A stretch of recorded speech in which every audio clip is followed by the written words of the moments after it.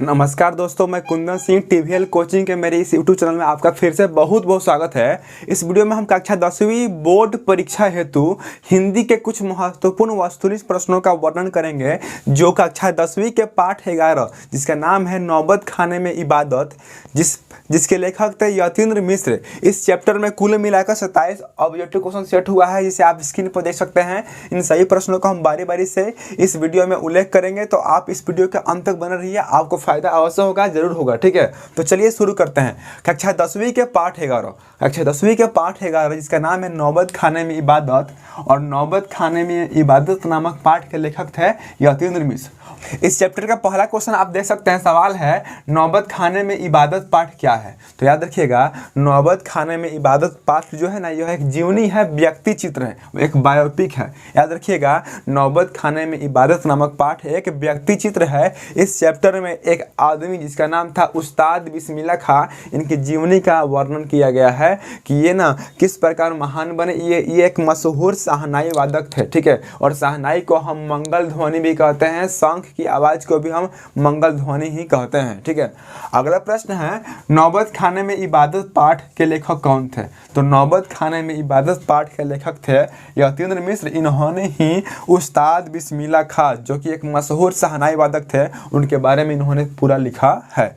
अगला प्रश्न है शहनाई की जो रीढ़ होती है वह किस पौधे से बनती है। तो नरकट। याद रखिएगा, नरकट नामक पौधा से का जो तना होता है, उस तना से शहनाई की रीढ़ बनती है। ठीक है, शादी ब्याह के शुभ मौके पर शहनाई की मंगल ध्वनि आपने सुनी ही होगी। ठीक है, अगला प्रश्न है यतीन्द्र मिश्र जी का जन्म कहाँ हुआ था।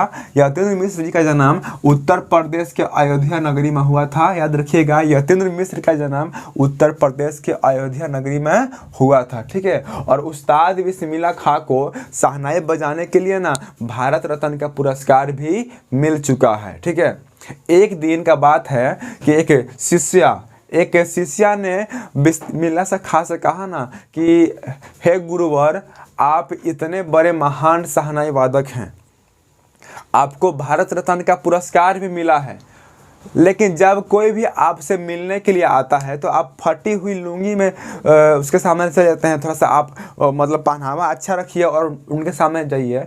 तो उस्ताद बिस्मिल्लाह खां ने मुस्कुराते हुए कहा कि हट पगली, धत पगली, ये भारत रत्नवा का पुरस्कार शहनैया पर मिला है, ना कि फटी लुंगिया पर। ठीक है, मतलब सही बात है, इन्होंने सही कहा। मतलब हम आदमी को ना उसके वस्त्र पहनावे से हम आंक नहीं सकते हैं। मतलब बहुत ही अच्छा बात कहा था मशहूर शहनाई वादक उस्ताद बिस्मिल्लाह खां ने। ठीक है, लेकिन बाद में कहे कि ठीक है, तुम कहती हो तो अब से हम पहन कर ही अच्छा खासा पहन कर ही किसी के सामने जाएंगे। ठीक है, लेकिन हमारा भी बात सही है।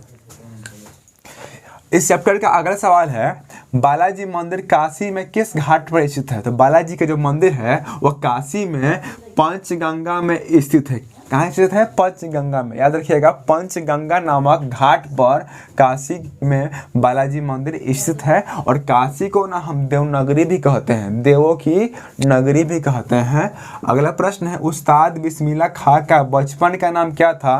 तो आपको याद रखना होगा कि उस्ताद बिस्मिल्लाह खां के बचपन का नाम था कमरुद्दीन। क्या नाम था जी? कमरुद्दीन। उस्ताद बिस्मिल्लाह खां के बचपन का नाम था कमरुद्दीन। अगला प्रश्न है बिस्मिल्लाह खां को किस चीज़ का बुखार था, मतलब किस चीज़ का बहुत ही शौक था। सोते जागते दिन भर रात भर वे उसी के बारे में सोचते थे। तो शहनाई। याद रखिएगा, उस्ताद बिस्मिल्लाह खां को शहनाई बजाने का बहुत ही बड़ा शौक था।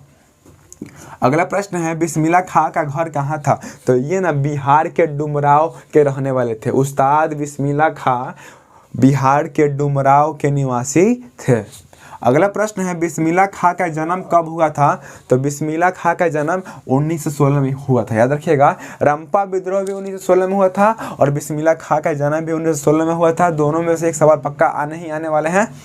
अगला प्रश्न है रसूलन बाई और बतुलन बाई के संगीत से कौन प्रेरित हुए। मतलब रसूलन बाई और बतुलन बाई दोनों क्या थी? सिंगर थी, गायिका थी। और इन दोनों के संगीत से ही प्रेरित होकर बिस्मिल्लाह खां ने शहनाई बजाना शुरू किया। ठीक है, अगला प्रश्न है बिस्मिल्लाह खां के प्रमुख हीरोइन यानी अभिनेत्री कौन थी? तो सुलोचना। जब कभी भी थिएटर में या सिनेमा हॉल में सुलोचना का फिल्म लगता था, ये 6 पैसा का टिकट खरीद करके वे मतलब सुलोचना का फिल्म देखने के लिए जाते थे, हमेशा जाते थे, ठीक है। कभी सुलोचना का फिल्म मिस नहीं करते थे क्योंकि ये इनकी बहुत ही प्रमुख अभिनेत्री थी, ठीक है। अगला प्रश्न है पहले कितने पैसा में सिनेमा के टिकट मिलते थे? तो 6 पैसा। इनके ज़माने में 6 पैसा में ही फिल्म देखने का टिकट मिल जाता था, ठीक है। अगला प्रश्न है बिस्मिल्लाह खां के परदादा के नाम क्या था? बिस्मिल्लाह खां के परदादा का नाम था सलार हुसैन। याद रखिएगा, सलार हुसैन बिस्मिल्लाह खां के परदादा जी थे, ठीक है। अगला प्रश्न है रसूलन बाई कौन थी? तो गायिका। रसूलन बाई भी गायिका थी और बतूलन बाई भी गायिका थी, सुलोचना अभिनेत्री थी, ठीक है। अगला प्रश्न है बिस्मिल्लाह खां के मामा का क्या नाम था? तो बिस्मिल्लाह खां के मामा का नाम अली बख्श खां था, ठीक है। इन्होंने इनको शहनाई बजाने में बहुत हेल्प किया था। सुलोचना कौन थी? तो अभिनेत्री। अगला प्रश्न है बिस्मिल्लाह खां के पिताजी कहाँ शहनाई बजाते थे? तो याद रखिएगा उस्ताद बिस्मिल्लाह खां के पिताजी शहनाई ना बालाजी के मंदिर में बजाते थे। याद रखिएगा, उस्ताद बिस्मिल्लाह खां के पिताजी बालाजी के मंदिर में शहनाई बजाया करते थे, ठीक है। अगला प्रश्न है बिस्मिल्लाह खां किस दिन शहनाई नहीं बजाते थे? तो मतलब प्रत्येक साल मुहर्रम के दिन ना उस्ताद बिस्मिल्लाह खां शहनाई नहीं बजाया करते थे, ठीक है। अगला प्रश्न है किसी द्वार पर मंगल ध्वनि का बजना कहलाता है? किसी द्वार पर मंगल ध्वनि का बजना ना नौबत खाना कहलाता है। याद रखिएगा, किसी के द्वार पर, किसी के घर पर शहनाई का बजना कहलाता है नौबत खाना, ठीक है, या मंगल ध्वनि का बजना कहलाता है नौबत खाना। अगला सवाल है इबादत का क्या अर्थ होता है? तो इबादत का अर्थ होता है उपासना। इबादत का अर्थ क्या होता है? तो उपासना, ठीक है। अगला प्रश्न है भारत रत्न का पुरस्कार किस शहनाई वादक को मिला है? तो उस्ताद बिस्मिल्लाह खां को। हमने आपको पहले ही बताया है कि उस्ताद बिस्मिल्लाह खां को मशहूर थे, ये शहनाई वादक थे, इनको ना भारत रत्न का पुरस्कार भी मिल चुका है। अगला प्रश्न है किस सन बिस्मिल्लाह खां स्वर्ग सिधार गए? मतलब कि किस साल बिस्मिल्लाह खां की मृत्यु हो गई? तो 21 अगस्त 2006 को ये स्वर्ग सिधार हो चले। कौन? उस्ताद बिस्मिल्लाह खां। अगला प्रश्न है बडलन बाई कौन थी? तो बडलन बाई भी गायिका थी। बडलन नहीं, क्या होना चाहिए?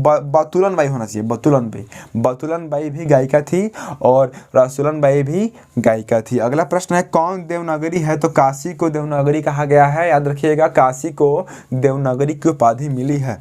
अगला प्रश्न है कौन काशी से बहुत प्रेम करते थे? तो उस्ताद बिस्मिल्लाह खां ना काशी से बहुत ही प्रेम करते थे। अगला प्रश्न है काशी में किस भगवान का विशाल मंदिर है? तो बालाजी का बहुत ही विशाल मंदिर काशी में है। लास्ट क्वेश्चन है 15 से 20 मिनट में शहनाई की क्या भींग जाती थी? तो रीड। मतलब 15 से 20 मिनट तो ये शहनाई बजाते थे ना, तो 15 से 20 मिनट में ही इनकी रीड भी जाती थी। बहुत ही अच्छा शहनाई बजाया करते थे हमारे उस्ताद बिस्मिल्लाह खां, ठीक है। तो इस तरह चैप्टर 11 जिसका नाम है नौबत खाने में इबादत, कक्षा 10वीं के लिए बोर्ड परीक्षा है, तो यह पाठ का वीडियो खत्म हुआ। यदि आप चाहते हैं पाठ 12 का वीडियो देखना या साइंस और सोशल साइंस का ही वीडियो देखना, तो आप कमेंट बॉक्स में कमेंट कीजिए। हम बहुत जल्दी ही साइंस और सोशल साइंस का वीडियो का सीरीज लाएंगे जो आपके परीक्षा में बहुत ही कारगर साबित हो सकता है। तो बस आज के लिए इतना ही, मिलते हैं अगले वीडियो में। तब तक के लिए नमस्कार, जय हिंद, जय भारत।